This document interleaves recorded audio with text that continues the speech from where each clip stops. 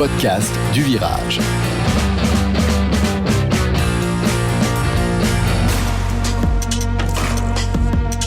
Bonjour et bienvenue dans l'épisode 11 du podcast du Virage. Nous enregistrons au lendemain d'une délicieuse victoire 2-0 sur le Borussia Dortmund de Lucien Favre, synonyme d'une qualification en quart de finale de la Ligue des Champions.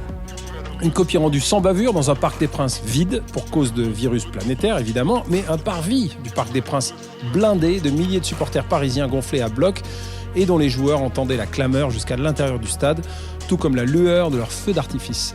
Une fois la qualification acquise, nos héros ont pu communier avec leur public le plus fidèle, le saluant du haut de la tribune dans une sorte d'inversion des rôles pour nous offrir un moment à la fois beau et émouvant.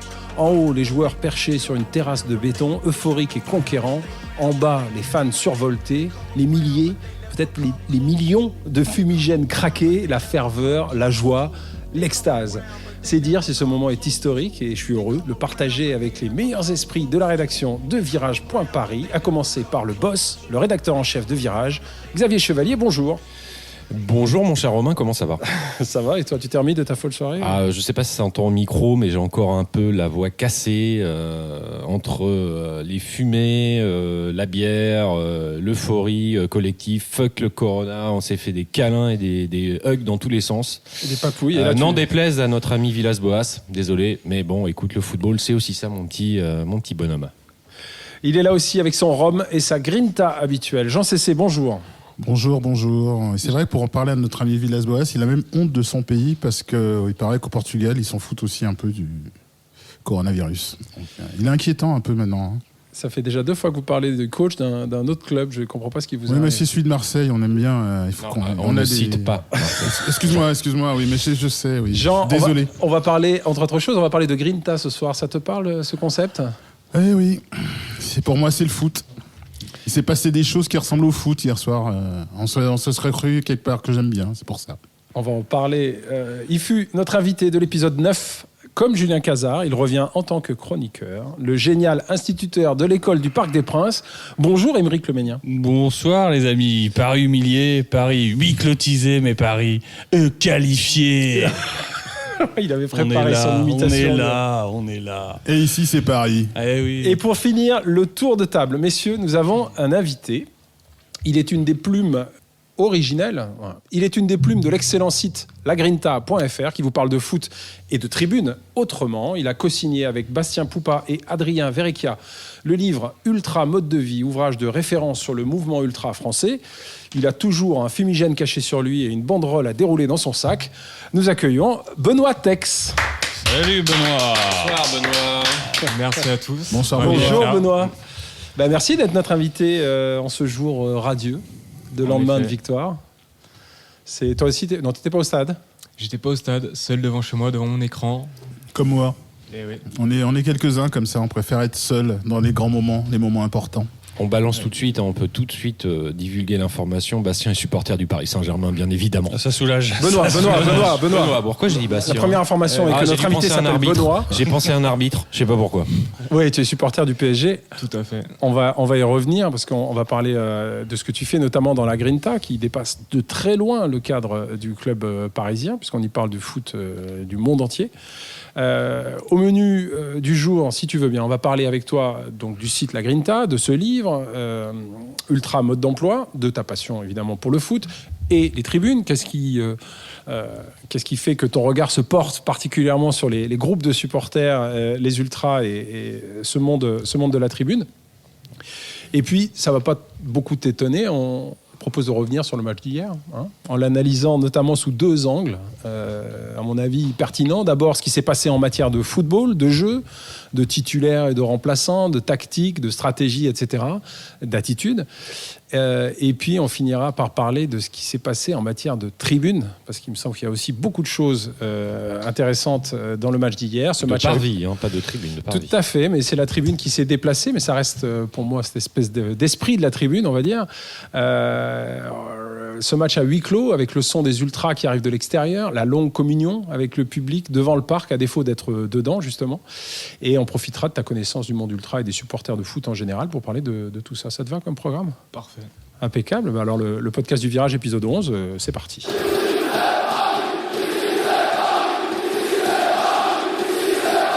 Alors Benoît, question de but en blanc, lagrinta.fr, qu'est-ce que c'est ?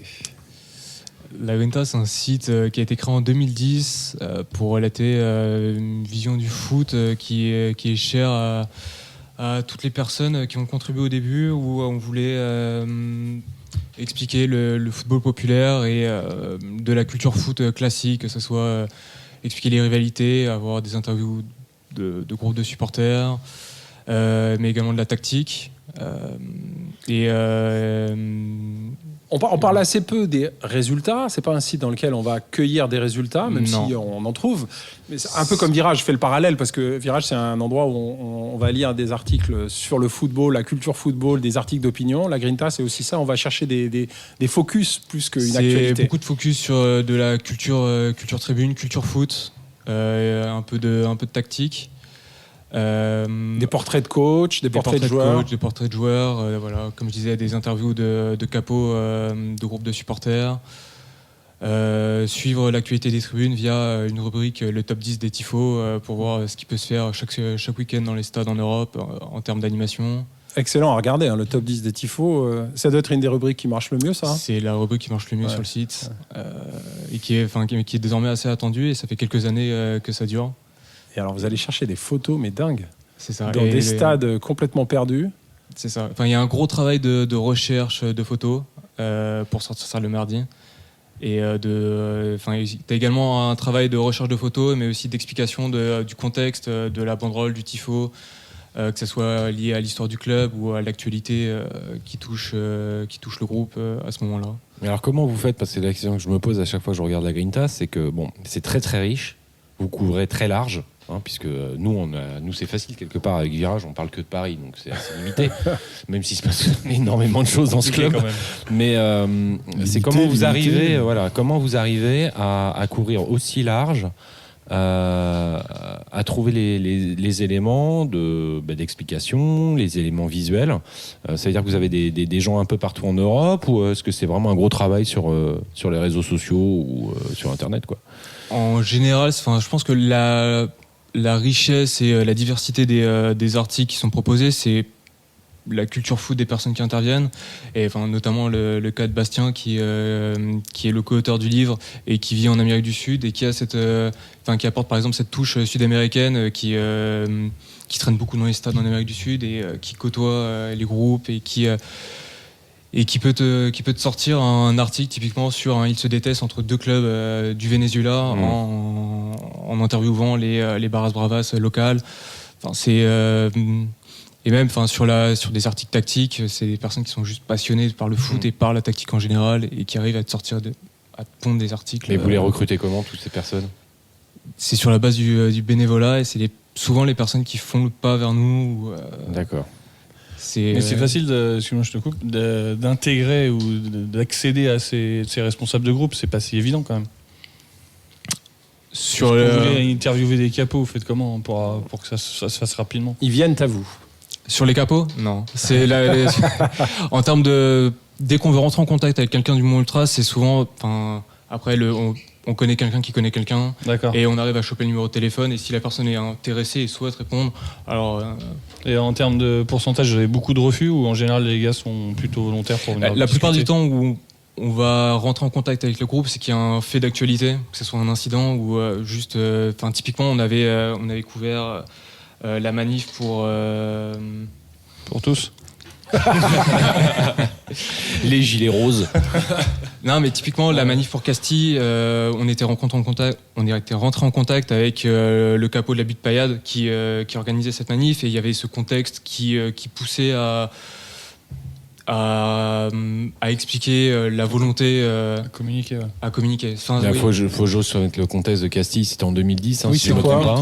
2012, et c'était effectivement un ultra de Montpellier qui a été éborgné avant un match. Et tous les ultras de France se sont réunis pour manifester contre les répressions et les conséquences de ce garçon, quoi, et montrer qu'il y avait une vraie problématique. Donc du coup, la plupart du temps, tu as un contexte qui pousse à communiquer, et les gens sont plus à même... Parce qu'il faut quand même réussir à les mettre en confiance, c'est pas si évident. C'est ça. Et du coup, au final, plus tu prends de contact avec les gens, plus les gens se disent ok, la Grinta est un média où Après, tu peux avoir confiance, et tu sais que tu vas pas te faire avoir dans C'est un peu ce qui se passe avec Virage, pardon.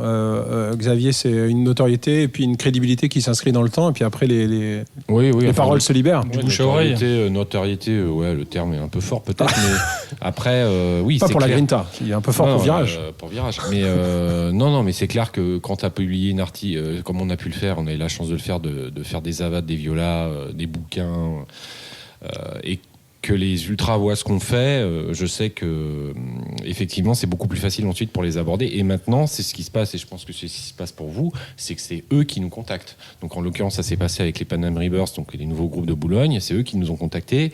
Et là, il y a 2 semaines, j'ai interviewé les mecs du blog Parisie, parce que c'est pareil, c'est eux qui nous ont contactés en disant on veut répondre à tes questions. Et on veut expliquer quelle est notre démarche, notre philosophie et vers où on veut aller. Donc, quand on arrive là, c'est super. Après, nous, la limite, voilà, c'est quand on aura fait le tour du Parc des Princes, on sera un peu limité. Bon, avec le PSG, mais on en aura d'autres. C'est toujours de l'actualité. Avec Paris, il se passe toujours quelque chose. Voilà. Et puis le tour est loin d'être terminé pour le coup. Non, il va se passer encore des choses. Des figures à rencontrer. Toi, Benoît, c'est quoi ton parcours? Qu'est-ce qui te... donc, tes supporters, on l'a dit, plutôt Auteuil. Jamais carté dans un groupe. Jamais carté dans un groupe. Mais plutôt le foot en virage, quand même. Plutôt le foot en virage, exact. Après, sur qu'est-ce qui peut pousser à apprécier, c'est à regarder un match de foot en virage, j'ai une réponse assez bateau, et c'est dans le livre, ce que la plupart des gens répondent, c'est t'es enfant, tu vas voir un match, et en fait t'es omnibulé par ces mecs qui sont en tribune, en virage, et qui mettent l'ambiance, et limite t'es plus omnibulé par ces personnes que par le spectacle. Par le spectacle sur le terrain, qui est génial. Hein, vu mon âge, était assez triste. Et c'était assez triste au Parc des Princes. Et voilà. Après, c'est un classique sur. Alors, c'est un classique, je suis d'accord avec toi, mais c'est un truc qu'on souligne pas assez. C'est que c'est quand même un cas assez unique où un spectacle qui est censé être sur le terrain, sur la scène, si on fait les parallèles avec la musique, en fait, à un moment, s'inverse. C'est-à-dire que le spectacle, il n'est pas sur la scène, il est autour de la scène. Et c'est le public qui devient un spectacle. Et c'est ce qui s'est un peu passé, à mon sens, hier. C'est-à-dire qu'hier, ce sont les joueurs du Paris Saint-Germain qui ont remercié le public. Et il y a quelque chose qui s'est passé. Mais il y avait une inversion des rôles, même géographique, de les voir en bas et les joueurs en haut, ce qui est l'inverse de la situation habituelle où les joueurs viennent en bas de la tribune, et puis il y avait quelque chose de marquant. On va revenir peut-être sur cet échange un peu intense qui a eu lieu hier entre Paris et ses supporters. Pour poursuivre sur La Grinta, peut-être passons à ce livre. Tu l'as écrit, Ultra Mode de Vie, vous l'avez écrit à 3, à 6 mains, comme on dit. Adrien Verreca, qui est le fondateur de La Grinta. Bastien Poupa, dont tu as parlé, qui lui vit en Amérique du Sud. Quel est le projet de ce livre? C'est un livre, je rappelle, qui est sorti fin 2018. Yes. Entre l'Euro et le Mondial. Alors, le projet du livre, en fait, l'idée du livre est... non, après le Mondial, pardon. C'était de fêter les 5 ans de La Grinta. C'est un projet qui est de base, on a eu l'idée pour les 5 ans en 2015 et qui est sorti en 2018. Et comme on évoquait tout à l'heure, en fait, au fil du temps, tu rentres en contact avec des groupes et vient l'idée d'en fait, t'as pas de livre qui peut relater toute l'histoire des groupes de supporters à travers la France. Et on se dit, on a le projet de sortir ce livre, de rencontrer plusieurs groupes, les principaux groupes qui ont marqué le paysage ultra français. Ce qui est marrant, c'est qu'on y croise, évidemment, il y a un article par groupe, et on voit pas mal de clubs majeurs. Évidemment, il y a Paris, évidemment, il y a Marseille, il y a aussi Lens, il y a Lyon, il y a Lille, il y a Strasbourg, mais il y a aussi des choses peut-être qu'on attend un peu moins, Toulon, Mulhouse, alors Monaco, le Prince et ses ultras. Bon, voilà. Est-ce qu'il y a des ultras à Monaco? Je ne sais pas s'ils sont à Monaco. Nice, etc. Donc, est-ce que c'est une sorte de cartographie du monde ultra? Est-ce que vous avez vu surtout une grande diversité ou surtout des choses qui les rassemblent, en fait, ces gens-là? C'était avoir la diversité des groupes ultra français et aussi l'historique. Enfin, typiquement, la Brigade Ultra Mulhouse est née en 88 et mine de rien, c'est la fameuse BUM. Quel joli nom. Ça sent la poésie, les mecs. Oh, mon cœur fait bulle. Enfin, c'est un groupe historique du paysage ultra français et des Toulon avec les Héréotypes Toulon en 93 qui ont un historique avec les ultra parisiens. Enfin, c'était de voir large et de voir tout l'historique ultra. Et tu avais de base deux volontés à la rédaction de ce livre. C'était d'avoir tout cet historique et d'écrire ce livre de manière totalement indépendante. Ce qui fait que ce projet de livre qui de base commence en 2015, il sort en 2018. Et c'est 3 ans où tu fais en fait le tour de France à rencontrer les groupes, parce que mine de rien... Quand tu dis indépendante, c'est indépendante des clubs? C'est-à-dire vous n'avez pas contacté les clubs pour... Indépendant en termes d'édition, indépendant en termes de financement, en termes de prise de contact avec les différents responsables de groupe. On a fait ça sur notre temps libre. Enfin, on a tous des professions à côté. Et comment vous faites pour choisir finalement les groupes? Les groupes, déjà de base, t'as un côté de... On veut sélectionner les principaux groupes, que ce soit du Saint-Etienne, du Lens, du Marseille. On avait cette idée d'avoir déjà 20 groupes pour être à peu près genre sur un championnat de Ligue 1. Et finalement, oui, tu as aussi un coût financier tu dois maximiser tes coûts. Donc en un week-end, tu fais Mulhouse, Strasbourg, Metz. Et un petit week-end dans l'est de la France, c'est sympa. Alors tu prévois ça plutôt au mois de mai. Marché de Noël.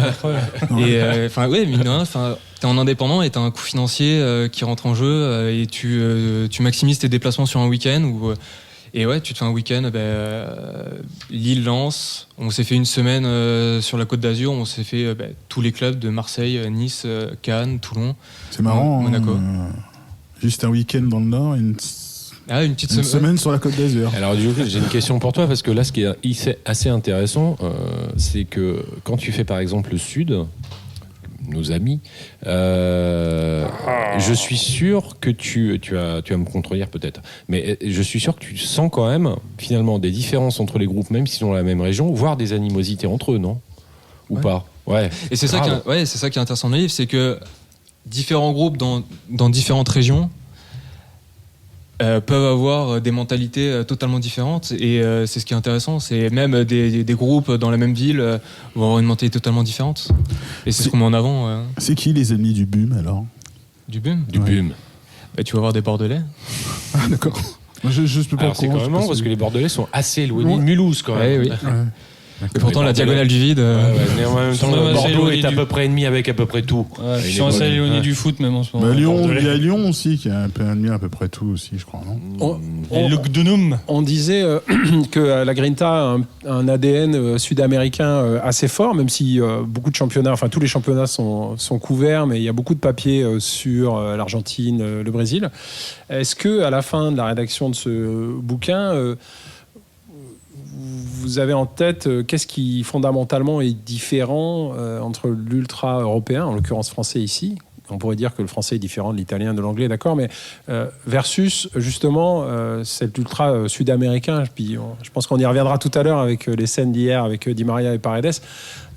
À ton avis, c'est quoi fondamentalement ce qui différencie la grinta, enfin la folie des tribunes dont nous parle souvent Jean en Argentine, et une mentalité de supporter, un supporterisme européen? Tu as le droit de dire que ma question est pourrie et que tu n'as pas de réponse.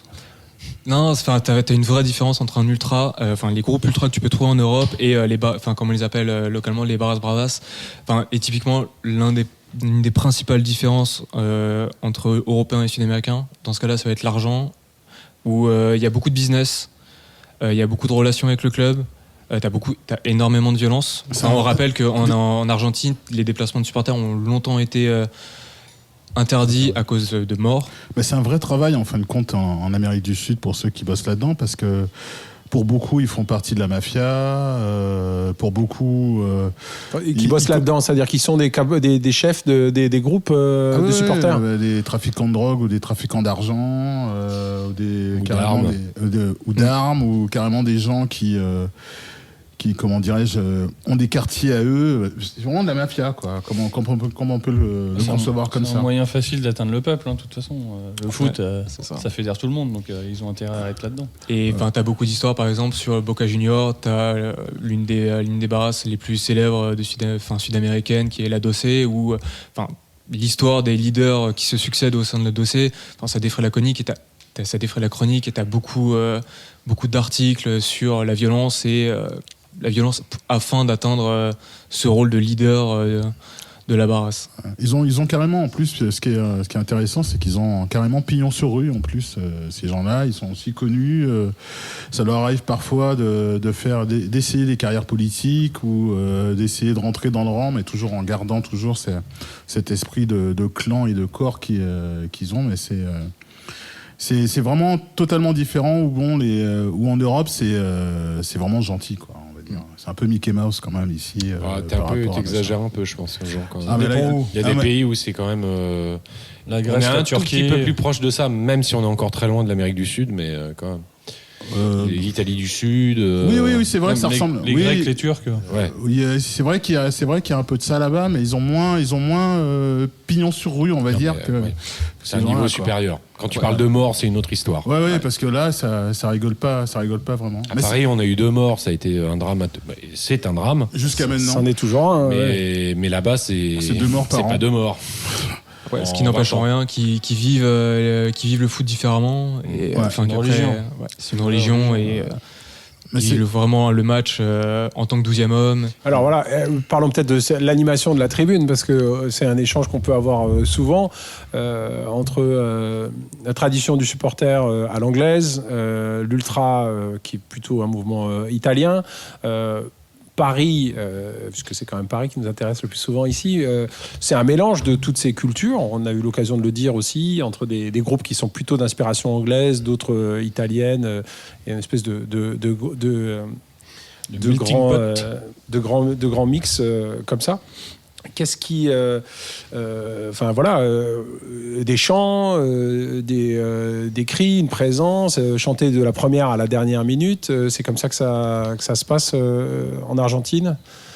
Jean, toi qui as cette expérience-là, ou Paris, le parc n'a rien à envier à... Non, je dirais simplement si, encore... À la Bombonera. Non. Oh là. Faut pas comparer ce qui est pas comparable. Nasser, il a dit qu'on avait les meilleurs supporters. Alors, calmez-vous les gars. On va dire d'Europe, oui peut-être, mais c'est vrai, quand il y a un fumigène qui craque à Paris, il y a la milice qu'on peut plus. On se demande ce qu'elle a d'ailleurs. En Argentine, dans les tribunes, ils tirent des feux d'artifice, quoi. Donc, pourtant, il n'y a pas de mort et tout. Ils font ça depuis plusieurs dizaines d'années. Mais je crois que la vraie différence, je crois que entre le public en Europe et en Amérique du Sud, c'est que j'ai l'impression qu'en Amérique du Sud, enfin, c'est ce que j'ai ressenti, c'est que les gens, quand ils vont là-bas, ils rentrent dans la transe, quoi. Ça ressemble un peu, quand on parle foot religion, ça ressemble vraiment, vraiment à ça, quoi. Et disant que je pense, en plus, en Europe, le public qui ressemble peut-être le plus et qui me fait souvent penser à ça, et ce qui s'est passé hier, j'avais l'impression ça m'a vraiment fait penser à l'Amérique du Sud, c'est le public à Paris, quoi. Où on est vraiment dans la transe, où le public souffre le plus, comme dirait Tuchel, c'est difficile d'être un supporter de football, et je pense que c'est vraiment encore plus difficile d'être un supporter du PSG, je pense. C'est très compliqué quand même. Et c'est vrai que quand on se retrouve dans ces moments-là, on est au bord de la transe, quoi. Et je pense que c'est ce qui rapprochait ce public-là du public qui est en Amérique du Sud. Ceci dit, en Amérique du Sud, selon les pays aussi, ce ne sont pas du tout les mêmes publics non plus. Pour faire une grande différence. Même d'un club à l'autre, j'imagine, comme partout dans le monde. D'un club à l'autre, ça se ressemble un peu. Disons que on va dire que pour dire les 2 grands, l'Argentine et le Brésil, on va dire que l'Uruguay, on va dire que c'est une banlieue de l'Argentine, on va dire, parce qu'ils se ressemblent beaucoup quand même s'il faut pas le dire, mais enfin bon, pour moi. Mais c'est vrai que j'en parlerai avec l'Uruguay, c'est Lyon, et l'Argentine, c'est Saint-Étienne, alors par exemple. C'est pas si bête que c'est. T'es en train de traiter quand même Edinson Cavani de Memphis Depay, quoi. Non, mais c'est pas. C'est un peu too much, genre. Non, mais tu dis Depay, toi. C'est pas si bête que ça, mais je dirais que celui qui donne le ton, c'est pas celui qu'on croit en fin de compte. Je pense que les Uruguayens donnent plus le ton que les Argentins. C'est-à-dire que quand on est là-bas, avec ce qui se passe, ça se ressemble vraiment beaucoup. Énorme culture foot en Uruguay, ça c'est sûr. Quelqu'un peut faire taire Jean Cessier, il arrête pas de parler. Quand je commence là-dessus, quand je commence là-dessus, je peux continuer longtemps. Mais c'est vrai que le problème, c'est que Benoît ne peut plus parler là. Non, mais juste, Benoît, il me dira si je dis une bêtise ou pas, mais c'est vrai que pour moi, la grosse différence, on va dire, entre les Brésiliens et les Argentins, c'est que les Argentins chantent et les Brésiliens jouent de la musique. Pleurent. Dans le truc. Souvent, ils pleurent, mais ils jouent de la musique dans le truc, quoi. Je dirais que c'est vraiment la grosse différence. Mais ce qui les rapproche, c'est qu'ils se rapprochent de la transe quand ils sont dans le stade. Est-ce que je dis une bêtise, excuse-moi? Le jour où j'aurai l'occasion de voir les matchs dans les deux pays, je pourrais faire le comparatif. Demande à celui avec qui tu as fait le bouquin. Ah, Bastien. Bastien. On va passer à la suite. Il y a juste un truc dont je voulais te parler. Il y a une géniale rubrique dans la Grinta qui s'appelle « Ils se détestent », qui fait le point sur toutes les grandes rivalités de clubs. C'est un kiff. Et il y en a un paquet, mais on retrouve évidemment Boca River, le Brésil, l'Argentine, ou le Raja contre le Wydad de Casablanca, par exemple. Mais il y en a pas mal, et c'est une rubrique géniale que je trouve hyper intéressante. En plus, ça va loin, ça raconte toute l'histoire de la rivalité, les grandes étapes, les rencontres qui ont marqué cette rivalité et qui l'ont bâtie. Alors, j'ai 2 remarques. D'abord, il faut en faire plus souvent, parce que là, ça fait un moment qu'elle n'est pas ressortie. Et 2, il n'y a pas de PSG OM dans ce... Il n'y a même pas Paris, en fait. Ils se détestent. Voilà. De toute façon, tout le monde nous déteste. Passe le message. Oui, c'est facile à trouver pour nous. Non, mais un petit PSG OM, il faut le faire. Un petit PSG OM. On va dire qu'il y a moins d'historique qu'un Boca River ou... Ouais. PSG Marseille. Un PSG Marseille. C'est plus récent. C'est plus récent, mais quand même.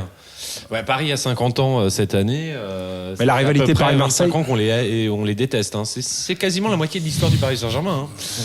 Moi, maintenant, on les apprécie maintenant. Et le plaisir, c'est que... à chaque fois. Qu'est-ce que tu racontes? C'est réciproque. Les fessées, on prend du plaisir. On les hait. Moins que les bumes.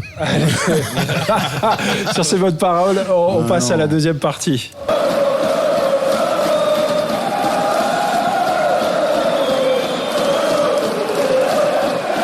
Alors, parlons de football. C'est fait, et c'est bien fait. Un 2-0, comme je disais, tout en maîtrise.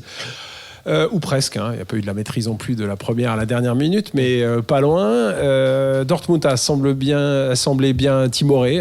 Sans doute était-il bien pris. On savait qu'il n'avait pas du tout le même rendement à l'extérieur qu'à domicile. Ça s'est vu. Peut-être aussi qu'ils étaient aussi un peu déstabilisés par ce stade vide. Peut-être plus que les Parisiens. C'est une des réflexions que je me suis faite hier devant le match. En tout cas, une rencontre dominée de la tête et des épaules par un 11 presque inédit. Je ne suis pas sûr qu'on ait vu ce 11-là peut-être inédit, démarrer un match. Mais enfin cohérent. Voilà, ça c'est intéressant. On parlera de l'aspect tribune et communion avec les supporters un peu plus tard, mais parlons d'abord donc de football. Qu'est-ce que vous avez pensé de ce match, les uns les autres? Xavier, tu avais la parole. J'ai introduit en disant un petit peu ce que je sentais, c'est-à-dire que les attentes de beaucoup de supporters parisiens ont été enfin entendues hier. Je pense que Tourelle s'en fout de notre avis, mais en tout cas, de voir enfin Leandro Paredes en patron de milieu de terrain, qui harangue, qui insulte, qui met des coups, qui ne lâche rien, parce que sur le premier but, il s'arrache deux fois, et de le voir aussi investi pour un type qui est là depuis à peine un an. Ça confirme tout le bien qu'on pense, en tout cas moi que je pense de ce joueur. De voir ensuite dans l'ensemble du 11 mis en place des joueurs qui sont à leur place, à leur niveau et avec de la cohérence. J'ai envie de dire que ça faisait longtemps qu'on n'avait pas vu ça à Paris. C'est-à-dire qu'il n'y a aucun joueur, par exemple le cas Silva, je pense qu'il y a 3 ans Silva il joue ce match.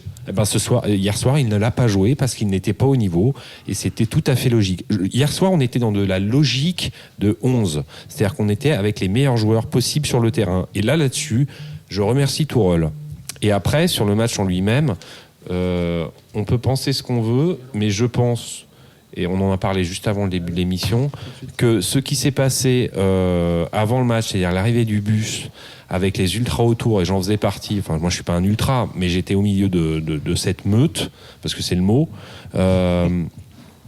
c'était peut-être, je sais pas, je peux pas l'évaluer, c'est peut-être 5 ou 10% d'âme en plus que les joueurs ont dû ressentir, Tourelle en a parlé, je pense que ce petit truc en plus leur a donné quelque chose, une âme, un truc qui leur a donné envie de s'arracher. Voilà.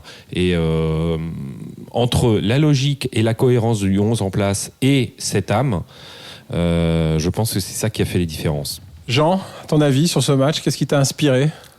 Tout seul dans ta chambre? Comme d'habitude, les grands matchs tout seul. Et bien, ça ne m'a rien inspiré du tout parce que pour moi, on était plus fort. On est plus fort. Donc il suffisait de jouer. Et là, on a joué. On a joué un match de Coupe d'Europe. On a joué un match de Coupe d'Europe comme souvent les grands d'Europe. Jamais très brillant dans les huitièmes et les quarts, mais où il fallait gagner à domicile, où il fallait passer. Ce que je ressors en plus de ce match-là, c'est, comme disait Xavier tout à l'heure, Paredes, parce que ce qui a permis à notre ami Gay de faire un match, parce que là, il était pas obligé de faire l'homme ni le patron, là, parce que c'est avec le physique qu'il a et son jeu habituel qui est plutôt un relayeur, là, il peut pas faire ça. Pour moi, quand il joue avec Verratti, où il faut qu'il fasse l'homme, là, il y avait l'homme qui jouait et Paredes a bien tenu son rôle, ce qui a fait que Gay est monté en puissance. Il est vrai aussi, ce que j'ai aimé aussi, c'est le courage de Neymar, qui, comme d'habitude, c'est vrai qu'on en parle beaucoup, on le traite de fillette pour pas dire autre chose et tout ce qu'on veut. Mais pour moi, c'est un des attaquants les plus courageux qu'il y a dans le monde et ce qu'il fait m'impressionne toujours. Xavier ? Non, je voudrais juste dire un truc sur Neymar. On a fait une interview il n'y a pas très longtemps qui a été publiée de François Brisson. Ça va pas parler aux plus jeunes, mais c'est quand même un des tout premiers jeunes formés au centre de formation du PSG en 75. Et quand j'ai interviewé François, il m'a dit un truc qui s'est vérifié. Il m'a dit, il y a un joueur dans l'effectif du PSG qui sera habité en Coupe d'Europe, c'est Neymar. C'est le seul. Et il m'a dit, Mbappé est encore trop jeune et pas encore assez prêt pour ça. Neymar, il sera habité sur les matchs de Coupe d'Europe parce que ce mec, il a un truc en plus. Et ben, je pense que hier, on l'a vu. C'est-à-dire que ce mec s'est pris des coups, il a failli se déboîter l'épaule, il avait mal, il a joué, il a défendu, il a marqué, il a rien lâché, il a joué les 90 minutes. Et là, je pense, malgré tout ce qu'on peut penser de Neymar, qu'il a montré ce qu'était un grand joueur. Ouais, je suis d'accord. Joueur, pour faire un peu la Louis. Joueur. Il est vrai que je suis vraiment d'accord avec toi parce que quand on parle de Neymar, on dirait que c'est un joueur qui a jamais rien démontré, un joueur qui a jamais rien fait, alors que faut jamais oublier. Je parle même pas que c'est l'homme de la remontada, mais en 2015, c'est lui la Coupe d'Europe de Barcelone, c'est lui et toute la saison, c'est lui quoi. Donc voilà, et ce qu'il faut ressortir, bien sûr, c'est le potentiel de l'équipe, qui pour moi, il manque vraiment dans cette équipe un latéral droit. Il faut vraiment régler ce problème pour l'année prochaine, parce que là, c'est plus possible, parce que le seul qui n'était pas là, avec tout le staff qui n'était pas là, c'est notre ami Thomas Meunier, avec qui j'ai vraiment un souci. Enfin bon. Il a peut-être déjà signé avec Dortmund en même temps. Donc. Oui, mais bon, voilà. Il va quand même toucher la prime si ça gagne. Et ce que je retiens, en plus, qui a été vraiment le plus, c'est vraiment le public, quoi. Génial, magnifique. Mais ça, on en parlera après, Jean. Oui, mais c'est vrai que c'est difficile à dissocier. C'est difficile à dissocier parce que le match, ça dirait plus de 3/4 d'heure après, avec les joueurs qui étaient là, avec le public. On va tous philosopher là-dessus, mais pour moi, c'est ce qui a amené le truc en plus. C'est ce qui l'a amené, c'est le public. Et c'est vrai que l'arrivée des quarts, c'est vrai qu'on parle de l'arrivée des quarts du PSG, mais j'aurais bien aimé voir l'arrivée du quart de Dortmund, comment ça s'est passé aussi. Dans le sous-sol. Benoît, comment tu l'as vécu, toi, ce match retour de 8e de finale PSG Dortmund? Comme Jean, seul devant mon écran, avec l'affinité, la satisfaction de la qualification. Comme les vrais. Comme les vrais. Mais footballistiquement, moi j'ai juste la satisfaction de voir des personnes qui prennent leurs responsabilités. Avoir un taulier comme Marquinhos qui met des coups, un Paredes avec la grinta sur les 60 premières minutes. Avoir une vraie volonté de défendre avec un Cavani comme toujours extraordinaire. Pareil le match de Sarabia avant le remplacement d'Mbappé où il fait un sacré match. Super Sarabia. Honnêtement, quand il sort, je dis ok, tu fais rentrer Mbappé, mais en fait, pourquoi tu sors Sarabia finalement? D'ailleurs, Sarabia fait un peu la gueule. Il fait une sacrée tronche. Il est pas du tout content de sortir. Tu le comprends parce qu'il est irréprochable. Il sait qu'il a fait le boulot en plus. Donc, il sait qu'il a fait mal, Sarabia. Je sais pas quelle est votre interprétation, mais pour moi, il fait rentrer Mbappé parce que sinon, il va devoir gérer un Mbappé qui n'est pas rentré et ce sera plus compliqué que. Je pense qu'il veut tuer le match aussi. Il y a les espaces. Mais justement, il sait que Mbappé va pouvoir utiliser ça. Il suffit d'une bonne passe de Neymar. Oui. Il s'est dosé. Mais c'est pas ce qui s'est passé. Ouais. Non, c'est pas ce qui s'est Parce passé. que Mbappé est arrivé avec l'idée qu'il allait faire la différence tout seul. Je suis d'accord avec toi, mais tactiquement, c'est pas bête. Mm. Maintenant, on a tous reculé. Le dernier quart d'heure, on a été dans nos 18 mètres. On n'est pas sorti. On a attendu. Bon, ça peut se comprendre parce que quand il reste 10 minutes à jouer, on n'a plus envie de prendre de risques. On connaît l'historique du club. Mais du coup, oui, effectivement, on n'a pas eu les 2-3 occasions qu'on aurait dû avoir en profondeur avec lui. Et c'est vrai que Neymar n'a pas beaucoup joué avec le génie français quand même, quand il est rentré. C'est interdit ici, Jean, de citer Stéphane Guy, je te le rappelle. De citer qui? Feu Stéphane Guy. Excusez-moi. Et Christian Jean-Pierre. Excusez-moi, je ne suis abonné à aucune chaîne de télé, donc je ne sais pas. Stéphane Guy, d'ailleurs, je pense envoyer un parlez. courrier au Larousse pour leur demander de passer ce nom et ces deux prénoms d'ailleurs dans une espèce de catégorie insulte française. Gros mot. Gros mot, Stéphane Guy, c'est un gros mot maintenant dans le langage français. J'ai un très bon ami qui s'appelle Stéphane. Oh. Non, mais en plus, c'est un nom à 2 prénoms et c'est jamais bon. C'est généralement des violeurs. Cazard avait fait tout un papier là-dessus. C'est jamais très bon, ça. Ou des pédophiles. Choisissons le camp. Toujours sur le match d'hier et du côté football, moi, il y a un truc qui m'a marqué. Est-ce que c'est pas génial quand même de voir comme ça de temps en temps un match à huis clos? Moi, c'est la première fois que je voyais un match à huis clos. Je sais pas ce que vous en avez pensé, mais on entend les joueurs, on entend le coach, on entend les équipiers qui encouragent depuis le banc, voire même depuis la tribune. Enfin, moi, j'ai trouvé ça assez génial de voir ça. On apprend le ballon. beaucoup sur l'équipe. Le rôle de Marquinhos, le rôle de Paredes qui a gueulé beaucoup. C'est évidemment qu'on n'a pas envie de voir tous les matchs à huis clos. Je dis pas ça. Mais pour une fois, vous n'avez pas trouvé ça assez intéressant quand même d'un point de vue de football? Moi non. Moi c'est une torture moi. Ah, ouais, Vraiment non. pas? Oh non. Non, c'est rigolo après. Bon, excuse-moi pour un débrief. Quand tu regardes, voilà, t'as envie de regarder ce que les joueurs se disent. Ok, t'es curieux. Mais sinon, c'est une torture. Là, toute la semaine. En fait, on attend ce match, on l'attend depuis 1 an. En plus, on s'est fait humilier au match aller. On a envie d'aller mettre des taquets dans tous les côtés. Il a commencé tout dit. en tribune, on en Il peut a plus. tout dit. Et là, la maire de Paris, elle est en tribune avec son écharpe et nous, on est là. Oh là, c'est insupportable. Un match C'est sur un portable de insupportable. 3 cm. On avait envie de voir du monde, que le PSG paye, je sais pas moi, $100,000 parce qu'il y a des fumis dans les tribunes. On avait envie de surfiler le virus. On a envie de surfiler le virus. Alors, je reprendrai cette phrase que j'ai vue sur un drapeau hier, puisque j'étais aux abords du parc, qui doit être un drapeau d'ailleurs qui a été monté par le CUP ou la KST, qui est le virus, c'est nous. Et j'ai trouvé ça génial. J'ai trouvé ça fabuleux. Je crois que j'ai vu une photo comme aussi. punchline. Il y avait J'ai vu une photo, une banderole comme ça, c'était dans le stade aussi, il me semble. C'est le virus, c'est le PSG. Le virus, c'est nous. Et alors, Anne Hidalgo, elle est gentille, mais oui, on a bien compris que ce week-end, c'était les élections municipales. Je pense qu'elle en a rien à foutre du foot. Mais en attendant... Elle n'aime pas le sport. Pour répondre à la question de Romain, je pense qu'on a tous... Alors, je sais pas si on a tous joué au foot ici autour de cette table, Oui. mais bon, des matchs moisis le week-end, sans public... C'est quand même une punition, mais c'est pas une punition parce que là c'est sur le terrain. Moi, ce que je voulais savoir, c'est ce que j'attendais hier, c'est de voir si Neymar, quand il dribble, il fait comme tous les mecs qu'on a rencontrés sur des terrains, qui fait tch, tch, tch, tch. Tu sais, quand il fait un dribble, il fait un petit tch, tch, comme ça là, c'est pour faire genre attention, tu me la touches pas. Bon, bah, visiblement, il est passé un niveau au-dessus, il fait pas ça. Mais Zidane le faisait. Mais voilà, tu vois, c'est un sudiste quoi. C'est une caïra, c'est quoi. peut-être pour ça. Ouais. Mais moi, j'ai trouvé ça intéressant. D'abord, c'est vrai qu'il y a 5-10 minutes où, enfin, c'est un peu flippant, c'est un peu bizarre. Tu regardes un truc. C'est horrible. Puis après, tu te concentres sur le foot lui-même. Et comme il y a eu quand même un peu de jeu, il y a eu des occasions et tout ça, et que Paris dominait la rencontre. Du coup, il y avait quand même un truc intéressant, moi, je trouvais. Ça dépendait où tu regardais le match, parce que visiblement, on a 2 personnes autour de la table, voire 3, 4. Qui ont regardé ça chez eux. Moi, j'étais dans un endroit où on devait être à peu près 500. Donc, en fait, c'est pas comme si on était dans un endroit où... tu peux entendre les voix, mais voilà, c'est ça la différence. Voilà, ça allait. On était dans un univers d'ambiance sport. Je sais pas quel calvaire vous avez vécu, mais ça devait être horrible. Mais attends, mais ce qui était le plus horrible, c'était les commentateurs. Tout seul chez toi, regardez ça. Non, mais ce qui est le plus horrible, ce sont les commentateurs. Quand vous avez un commentateur... C'était qui hier? Moi, je sais même pas. C'était Dimeco, quand même. Ouais. Voilà, donc. Dimeco, qui est plutôt un bon. Hein, je trouve. Il s'en tire très très bien. Il s'en tire très très bien. Mais quand même. Tout Marseillais qu'il est. Cet accent là. Oui, mais. Non, Il va jamais exploser sur un but parisien. Il peut pas. C'est gênant.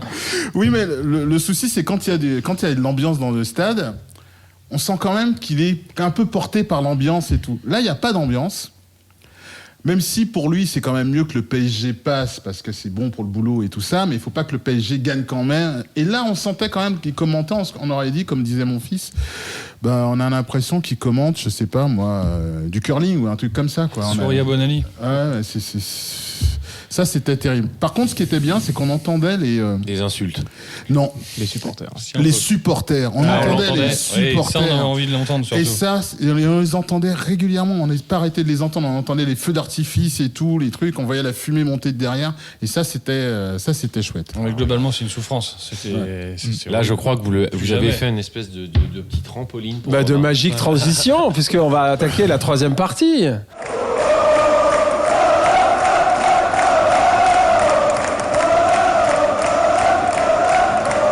On passe donc à la troisième partie parce qu'hier il s'est passé quand même beaucoup plus qu'une simple qualification en quart de finale de Ligue des Champions. Le huis clos finalement, le huis clos tant redouté a finalement donné lieu à une soirée quand même assez incroyable.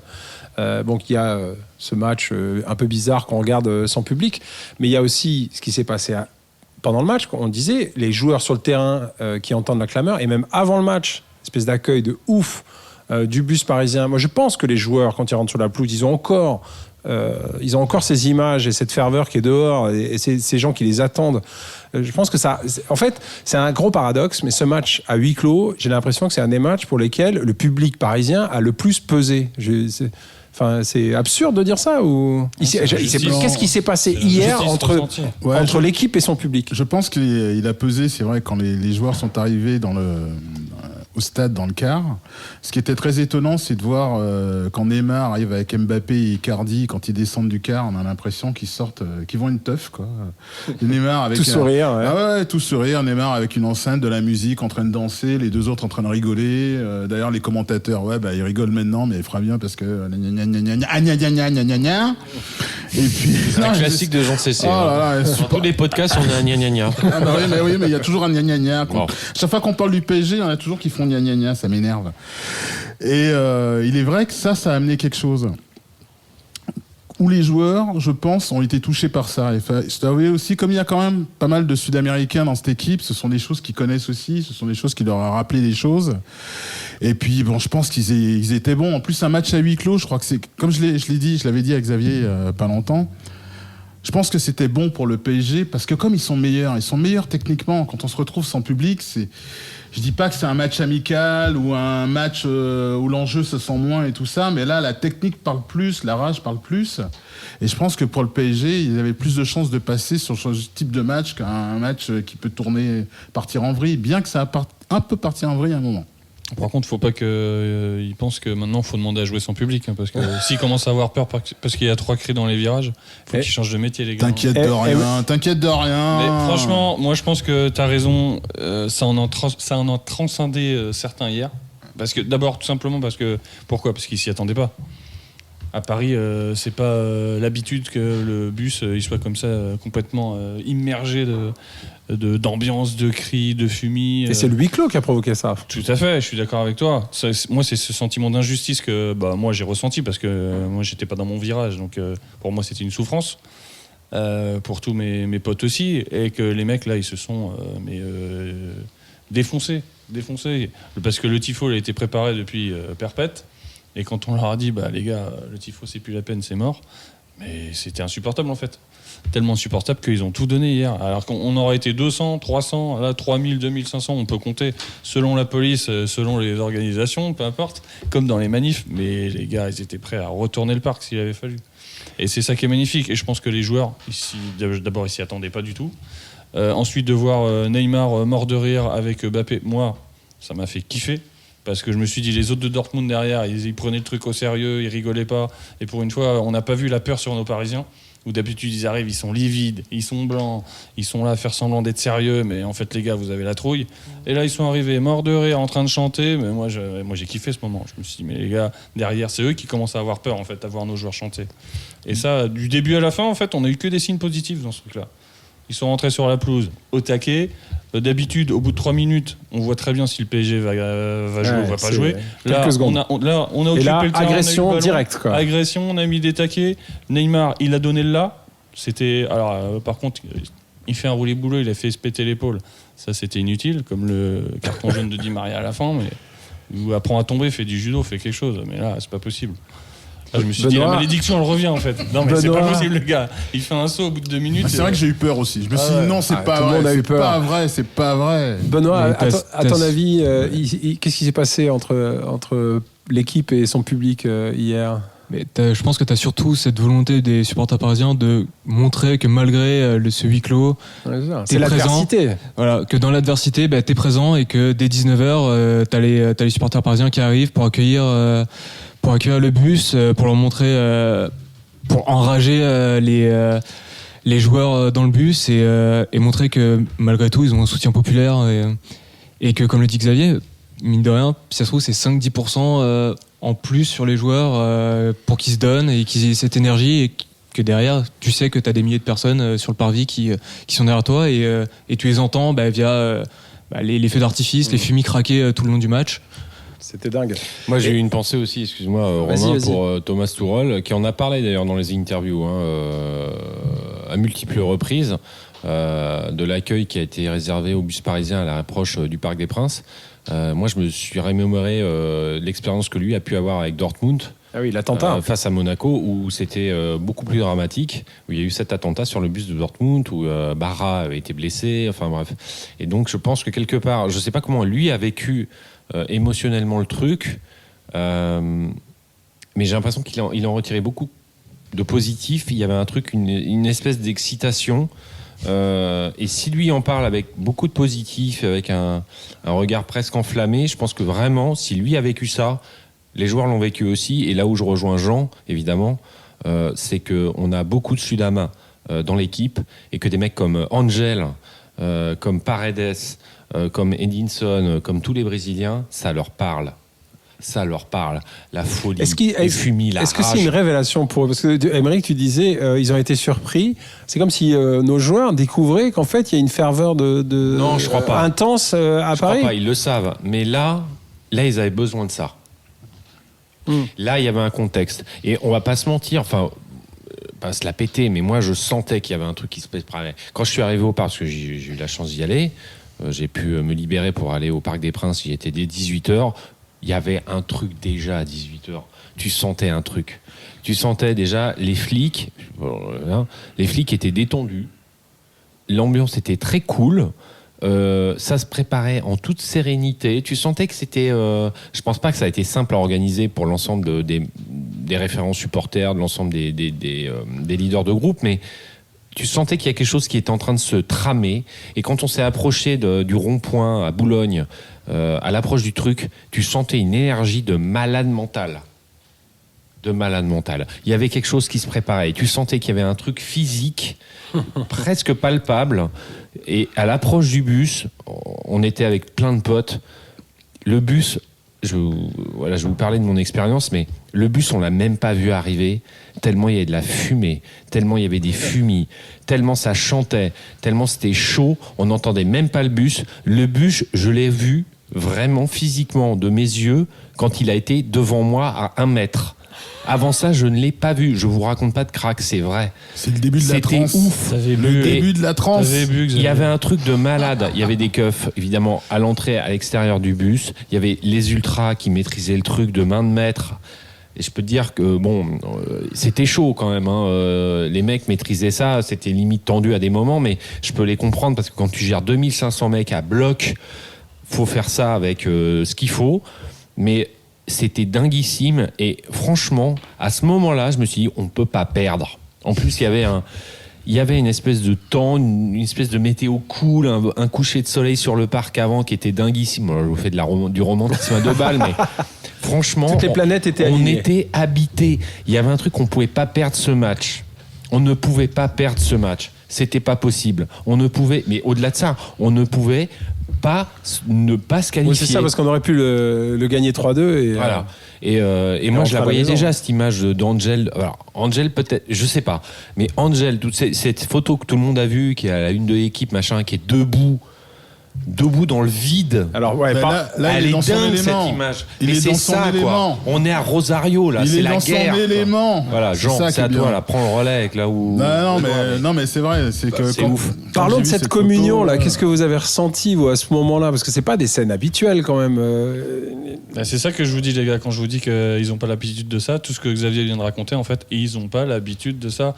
Qu'il y ait des supporters, qu'ils soient suivis, que maintenant il y a un mouvement ultra qui reprenne un peu le dessus, qui s'organise bien. Je vais pas faire l'ancien et le vieux con, hein, mais on a encore. Tu peux. On a encore besoin de. Pour moi, Paris, on a encore besoin de reconnaissance parce qu'on est en totale reconstruction au niveau des tribunes depuis des années. Qu'avant, oui, on faisait trembler l'Europe entière pendant les années Canal, et ça, c'est pas un mythe parce que je l'ai vécu. Et qu'on est en train de se reconstruire petit à petit, quoi qu'on en dise. Et une ambiance comme ça, hier. Tout ce que toi tu as ressenti, Xavier, eux ils l'ont ressenti. Et quand tu disais on sentait qu'il allait se passer quelque chose, c'était tendu, mais à la fois ça sentait le souffle, mais en même temps c'était détendu, mais en même temps on pouvait pas perdre. Tout ça, c'est ce qu'on a ressenti en 93, c'est ce qu'on a ressenti à PSG Bucarest, parce que on savait que tout d'un coup ça allait partir en bruit dans tous les côtés, et c'est ce qui s'est passé. Oui, sur des matchs comme ça, on sent la ferveur.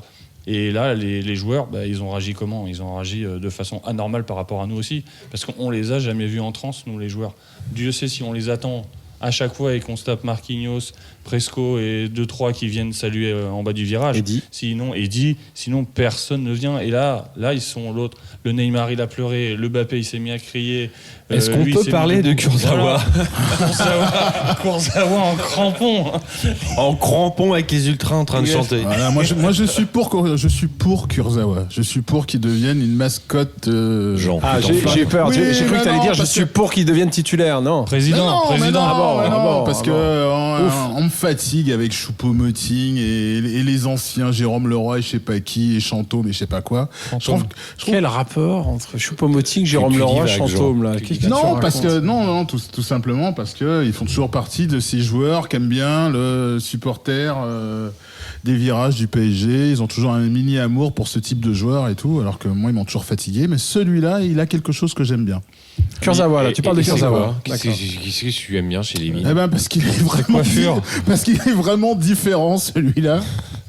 C'est peut-être en plus le joueur qui a le plus de technique, le plus doué peut-être de tous ceux-là. Benoît, toi, excuse-moi parce qu'on parle, on n'arrête pas, on te laisse même pas parler. Bah oui, c'est toi qui as c'est parlé nul, de c'est toi l'invité. C'est toi qui as parlé de Kurzawa. Ouais, non, mais c'est vrai. Mais la Grinta, voilà, donc on parle quand même de gens qui s'intéressent au monde ultra. Mais quelle est ton analyse, toi, sur ce qui s'est passé hier soir, quoi ? Pour moi, la réaction d'hier soir, c'est tout un contexte de. T'as pas passé les huitièmes depuis 4 ans. T'as un match où tu dois rattraper un match retour, un match aller foireux. T'es à huis clos, t'as une ambiance de taré dès le départ. Et en fait, au final, tu te qualifies et tu lâches. Et t'extériorises en fait tout ça, tout ce que t'arrives pas à acquérir depuis des années. En fait, en une soirée, t'arrives et tu passes ce cap des huitièmes. C'était une vraie libération. Les joueurs, tu sentais qu'ils évacuaient un truc qui devait leur peser. Entre les médias, les supporters, le virus, tout ce que tu veux. Le huis clos, à un moment, on l'a fait, ça y est, c'est bon. On s'est tous dit, on l'a fait. Et enfin, il y a eu une communion. Ouais, j'ai envie de dire merci à tous ces enculés de médias. Parce que vraiment, grâce à eux, à toute la haine anti-Paris, anti-Paname qu'ils ont pu déverser depuis des années, je pense que là, on a eu un effectif qui avait pris la mesure de tout ça et qui s'est dit mais allez vous faire foutre tous, regardez, voyez ce soir. Et vous pouvez dire ouais c'est qu'un huitième de finale, moi aussi je peux tenir ce discours là, gna gna gna gna gna, comme ferait Jean Cessé. Mais on est passé dans un stade vide, mais avec nos ultras dehors, dans la furie, dans les fumigènes. Moi j'avais les cheveux qui cramaient hier. C'était de la folie. Et c'est pas une nouvelle coupe. Non. Et franchement, Jérôme Réjas, qui a écrit un article fabuleux, encore une fois de plus, aujourd'hui sur notre site, en parle avec Talaron qui dit mais oui quand même ce rassemblement d'ultra c'est un peu pas terrible pour l'hygiène générale avec le corona, mais va te faire ENCULER. Ah oui, Talaron, franchement Talaron. on s'en fout. Ce soir-là on a kiffé tous. Et c'est en ça que le football est assez magnifique, c'est que c'est un espèce de bras d'honneur incroyable à la morale. Et je dis pas que c'est bien, effectivement, que 3000 personnes se retrouvent en plein coronavirus, et vu la situation actuelle, on va pas revenir sur les propos de notre ami Villas-Boas, mais putain, ça fait du bien, quoi. Oui. Ces espèces de trucs, on s'en fout, quoi. C'était un moment humain. Moi, j'ai vécu un moment humain. Bon, alors, j'ai 46 piges, j'étais entouré de gamins qui avaient tous 18 ans. Enfin, c'était surréaliste. Enfin, bon, voilà, mais c'était dingue. Et rien que pour ça, putain, on a vécu, on a vu. C'était la vie, quoi. C'était la vie. Je suis désolé de dire, le foot, c'était la vie ce soir-là. C'était incroyable. Hier soir, c'était un truc qui va au-delà de tous ces espèces de trucs de convention. Et c'était tellement agréable. Je dis pas que c'est bien pour l'hygiène générale, ça c'est sûr. Il y a eu trop de hugs hier, mais en attendant, franchement, c'était un kiff ultime. Et puis voilà, merci Paris pour avoir vécu un truc pareil. Et quand je vois Angel en furie, à 2 doigts de tomber dans le vide, torse-poil, tout tatouage dehors, Paredes en train de sortir des euros de puta dans toutes les sauces. Pas des euros, exceptionnel. La concha. Ou Neymar en train de chialer. Mais mec, mais c'est exceptionnel. C'était voilà. la soirée frisson, ça va au-delà. Ça va au-delà du sport, là. Et ça va au-delà de Paris, même. On peut, mais ça va au-delà de Paris pour moi, parce que, en c'est fin de le compte, foot. toutes ces images, ça, c'est la en fin de grinta. compte, ça parle à toute l'Europe, parce que le foot, c'est pas seulement le carré vert, c'est aussi ce qu'il y a en dehors. C'est surtout ça. Et je pense que là, parce que mine de rien, Paris n'a pas une super cote dans le milieu du foot chez les gros Européens. Rien que le fait de voir ça... Les Européens obèses ou... Exactement. Exactement. Et je pense que rien que de voir ça, déjà, la cote de Paris, c'est autre chose. Paris, c'est les réseaux sociaux a fait leur travail. Je pense qu'ils ont eu... J'ai fait un peu une petite revue de presse hier soir. Excusez-moi, pas hier soir, ce matin, là, pour regarder ce que disait la presse étrangère là-dessus, là, mais c'est vrai que le public a été salué un peu partout en Europe, quoi. C'est vrai qu'à part les Italiens, personne n'a parlé vraiment du coronavirus avec les 3000 personnes. Est-ce qu'on peut bâtir, et j'aimerais qu'on termine peut-être là-dessus, sur ce match d'hier, que ce soit au niveau du jeu, de l'équipe, donc du football, notre deuxième partie, et également bâtir quelque chose de fort sur cette relation. Moi, j'ai l'impression quand même qu'il y a un nouveau chapitre qui s'écrit aussi dans cette relation aux joueurs, entre le joueur et les groupes. Et peut-être que pour les groupes eux-mêmes, c'est une forme d'étape aussi qui est franchie, parce que comme tu le dis, Jean, on en parle d'eux dans la presse, dans le monde entier. Ils savent aussi, les groupes, qu'ils ont accompli quelque chose hier. Qu'ils ont porté leur équipe, même justement parce qu'ils étaient interdits de rentrer dans le stade, ils ont quand même porté leur équipe, et ça aussi, c'est leur exploit finalement. Je pense aussi parce Est-ce qu'on bâtit quelque chose là-dessus ? Est-ce qu'il y a une nouvelle histoire qui s'écrit et que peut-être qu'on peut enfin oublier les errements du passé, la loose, les affaires et tout ça. Benoît, qu'est-ce que t'en penses, Benoît ? T'as cet élan de supporters-joueurs qui se crée où les supporters avaient demandé aux joueurs de mouiller le maillot, de porter leur couille carrément. Versus ce qu'on a pu connaître l'année dernière à Manchester, et ils ont clairement joué ce rôle de 12e homme et de porter les joueurs vers la victoire. Et pour moi, ça peut créer un nouvel élan positif et une nouvelle relation groupe joueur, et qui sait, pour aller encore plus loin en Ligue des Champions et passer ce cap de quart. Vous pensez qu'on aborde l'écart différemment de la dernière fois qu'on a abordé l'écart, c'est-à-dire il y a 4 ans. Il faut déjà qu'il y ait des quarts de finale. Alors que le tirage sort. Parce que bon, c'est pas encore aujourd'hui garanti à l'heure où on vous parle. Et ça, c'est la dernière, comme la meilleure blague des supporters parisiens. C'est-à-dire que jamais les premiers. On va peut-être gagner, mais en fait, non. L'année où tu te dis, enfin, il y a un déclic qui se passe. Si ça se trouve, demain, la compétition va être annulée. Et tout ça pour rien. On va finir en futsal dans la cour de la Pitié-Salpêtrière, mais genre rien à foutre, on va la gagner cette Ligue des Champions. Il y a des risques que ce soit annulé parce que toutes les grandes ligues sportives, les grandes ligues sportives commencent à. Pas la Ligue 1, monsieur. Elles sont pas éliminées. Pas la Ligue 1, monsieur. Pour l'instant, oui, mais le ski, c'est terminé. Le ski. Ouais. Le ski. On a branlé du ski. Tout de suite. Par contre, le water polo, ça continue. Et en termes d'équitation, au niveau de l'équitation, ça se passe comment? On est sur Gilles. Non, mais blague à part, évidemment, et je rejoins Benoît là-dessus, il s'est passé évidemment un truc hier. En tout cas, j'espère qu'il s'est passé quelque chose dans l'équipe. Il y a eu cette fameuse histoire très critiquée du fait que les joueurs ont fait cette photo où ils se foutent un peu de la gueule d'Haaland avec la pose de moine bonze, la tranquille zénitude. Je crois que ça fait partie du football. La vanne, la magagne, comme on dit en Corse. Voilà. Ça, c'est pour faire plaisir à Émeric. Le chambrage. C'est du chambrage. Ça fait partie du jeu. Et hier, ce que j'ai vu, c'est que j'ai vu quasiment tout l'effectif faire cette vanne. Sauf Thomas Meunier. Je rappelle quand même qu'ils ont fait pas mal la teuf entre eux là récemment. Je pense qu'en fait, au-delà des aspects, c'est pas bien, ils font la teuf, ils se foutent la gueule du monde. Non, mais je crois que vraiment, il s'est passé un truc. Moi, je me rappelle, il y a quelques années, l'histoire de la pizzeria avec Pastore, avec tous ces mecs qui se sont avec Enrico Macias. On arrête, oui, il y avait Enrico qui était là par hasard et qui a chanté les machins. Je pense qu'il s'est vraiment passé un truc. C'est triste à dire, Enrico, mais bien sûr. Mais c'est ce qui a amené la loose. Et moi, je pense qu'il s'est vraiment passé un truc dans cette équipe. Et j'espère que la Champions League ne va pas s'arrêter parce que là, vraiment, je crois qu'il y a un groupe qui est né, mais qui se confirme, qui se consolide. Quand je vois un Icardi qui a même pas joué le match hier et qui est au taquet, qui balance de l'insulte argentine, en veux-tu en voilà aussi quand il est avec Neymar en haut en disant la concha machin chouette là, alors que c'est l'anniversaire de sa sœur quand même. Donc bref, je veux dire, il s'est passé vraiment quelque chose. Donc je pense qu'il y a un truc. Je dirais pas qu'on va aller jusqu'au bout de la Champions League parce que je sais même pas si elle va avoir lieu. En tout cas, hier, je pense que toutes les équipes d'Europe ont vu Paris jouer sans son public entre guillemets, puisque le public était là. Ils se sont dit ok, il y a intérêt à ce que l'UEFA arrête la Champions League parce que là ils vont vraiment être très dangereux. Parce que là il s'est passé un truc. Il va falloir les battre. Sans déconner, là il va falloir les battre. Ils sont habités. Voilà, là ils sont habités. Un vrai échange, une vraie communion. Voilà. Nous, alors moi franchement, je parle pour point de vue supporter. Moi, ça me dérange de perdre, mais entre guillemets, ça me dérangerait pas de perdre un match en quart, en demi. Mais si on a cet échange-là, si on a des joueurs qui se dépouillent, si on a un virage qui vit et des joueurs qui vivent avec nous, si on a des...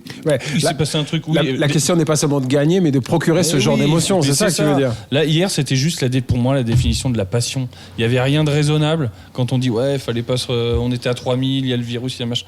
Il n'y a rien de raisonnable. Il n'y a rien à raisonner, il n'y a rien à expliquer, il n'y a rien d'explicable. On était là parce qu'on était bien, parce qu'on avait envie d'être bien, parce qu'on était ensemble avec des mecs qu'on ne connaît pas. Tu dis, j'ai 46 piges, moi j'en ai 45, on est avec des gars de 18. On s'en fout. Il y a un mec, ça va être un riche héritier, l'autre ça va être un avocat, l'autre ça va être un chômeur, l'autre il met en rayon chez Franprix. Mais juste les gars, on est là pour le club, on est là pour se faire plaisir. Émeric, je vous rappelle, est instituteur, il va nous faire son discours de gaucho. On est là. Instituteur. Le pire c'est que je passe gauche. Mais juste, on était bien, la définition de la passion, on est là pour ça et que les joueurs le comprennent enfin, qu'on est là pour le club, qu'ils passent et que nous on reste. Et que s'ils veulent bien passer, mais en existant, nous, on est là pour eux, pas de problème. Mais respectez-nous, respectez ce club. Et là, ils ont respecté le club hier. Donc tout va bien quand c'est comme ça. Et oui, il y a un élan. Et ils peuvent compter sur nous. Et là, ça peut aller loin. Et on peut faire peur de nouveau. Parce qu'il faut qu'on fasse peur. Et au parc, d'habitude, on faisait peur. Benoît. Mais justement, il a totalement raison dans le sens où t'es supporter pour vivre ce genre de moment. Ce partage devant le parc... Au final, t'as toutes les classes sociales, qu'importe l'âge, t'es juste là pour le PSG, tu vis ta passion, qu'importe qu'il y ait huis clos ou pas, tu sais que sur le terrain, les mecs se sont donnés, que t'as psychologiquement un seuil qui a été dépassé et que pour le futur, ça t'as des possibilités. Et, combien de supporters ont vécu ce moment dans les clubs en France, psychologiquement, ce moment de transe que tu peux avoir quand ton club se la donne comme ça. Il n'y a que le foot. Il n'y a que le foot qui peut procurer ce genre de sentiment. Les Rennais, quand ils ont gagné la Coupe de France, peut-être. Ouais, c'est pas le même niveau. C'est pas le même niveau là quand même. Hein. C'est pas du tout le même niveau. Non, moi je pense qu'Emery. En même temps, hier, c'était pas un trophée. Hein. C'était encore une fois, et il faut le dire, c'était qu'un 8e. Oui, mais c'est ça le truc, c'est que là, Emery a dit le bon mot. Je crois que le mot, il est là, c'est passion. Il a dit le mot, c'est passion. À partir du moment où il y a la passion, ça peut être un 8e, un quart ou un match de poule. Quand il y a la passion, ça emmène ça, quoi. Et en fin de compte, la seule façon, d'aller loin et au bout, c'est d'avoir la passion. Quand on voit certaines Ligues des Champions, comment elles ont été gagnées, c'est avec la passion. Et ensuite Chelsea, l'année où il la gagne. Ou l'échec. Mais Chelsea, l'année où il la gagne, c'est la passion qui les emmène jusqu'à là. Coucou le Real, coucou Barcelone, coucou Marseille. Bye bye Liverpool. Non, bye bye Liverpool. Bye Liverpool. Ouais, mais eux, ils sont allés trop loin. Là. Il faut qu'ils sont contre les bandes de fous. Par contre, on peut se tenter de faire tous les Allemands cette année. Hein. Mais moi, j'ai misé là-dessus. Leipzig. Les Schleux, ouais, je suis pour. Après Dortmund, avec Christopher. Leipzig. Ouais, n'oubliez pas que les Schleux repartent toujours une main devant, une main derrière de Paris. Hein. Parfois, ça prend un peu de temps, mais bon. Quelques années. Oui, mais ça faisait 3 ans. Hein. N'oubliez pas. Ça. Eh ben, on y est arrivé. Non, mais ils nous réussissent. Les Allemands, la boucle est bouclée. Épisode 11 se termine. Merci Jean Cessé. Merci à vous tous. Émeric. Merci. Le Menhir. Merci Xavier Chevalier. De rien, c'est un plaisir. Merci surtout Benoît Tex. Merci Benoît. Bravo Benoît. D'avoir été notre invité pour célébrer ensemble cette belle journée, cette belle soirée, cette belle séquence là. On est encore dans l'euphorie de cette victoire et impatient de la suite. S'il y en a une. On peut te lire sur le site, l'excellent site lagrinta.fr. Est-ce que il faut mettre à jour. Ils se détestent. S'ils se détestent, excuse-moi. Il faut mettre à jour. Est-ce que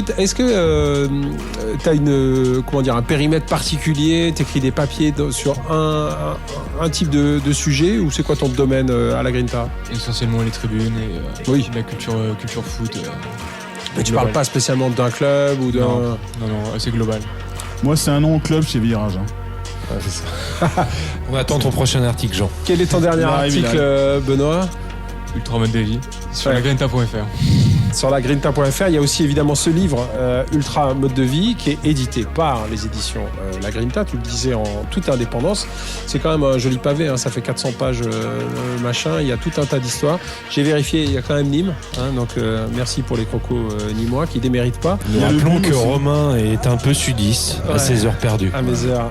Mais on partage une confédéré. On partage une adversité avec un autre club sudiste. Ça se termine. N'hésitez pas à réagir évidemment à ce que vous entendez ici. Merci à vous les auditeurs, surtout ceux qui nous écoutent et qui nous écoutent de plus en plus nombreux, donc ça fait chaud au cœur, ça fait très très plaisir. N'hésitez pas donc à nous interpeller sur les différents réseaux. Continuez à lire Virage, sachez que de très belles interviews sont en préparation pour les semaines qui viennent. C'est pas Xavier ici qui va me démentir. C'était un bonheur de vous retrouver, comme chaque mois, et cette fois-ci pour célébrer cette belle qualif. On est comme vous, très impatients de voir la suite en championnat avec nos fameux amis sudistes qui sont à nos trousses, hein, je vous rappelle. Voilà, en Coupe nationale où la route est globalement assez dégagée, et surtout en Ligue des Champions, peut-être. Hier, une porte s'est ouverte. Si la joie un peu démesurée, c'est vrai, d'hier soir a suffisamment imprégné ce groupe pour effacer les errements du passé, si les impératifs sanitaires ne nous privent pas de ce rêve, si Dieu nous prête vie et à Neymar sa pleine santé, rendrez-vous dans tous les cas dans environ un mois pour en parler ici avec les auteurs de Virage et comme d'habitude, un ou une invitée. Voilà, merci à tous les 4. Merci à toi. Merci. Prenez soin de vous. Et on l'a fait. Salut. Allez, bravo Paris. au BUM surtout. Hein. Et au Cup quand même, hein, s'il vous plaît. Bravo le Cup pour l'animation hier. C'était Je dis le Cup. magnifique. Ciao. They come around, but they never come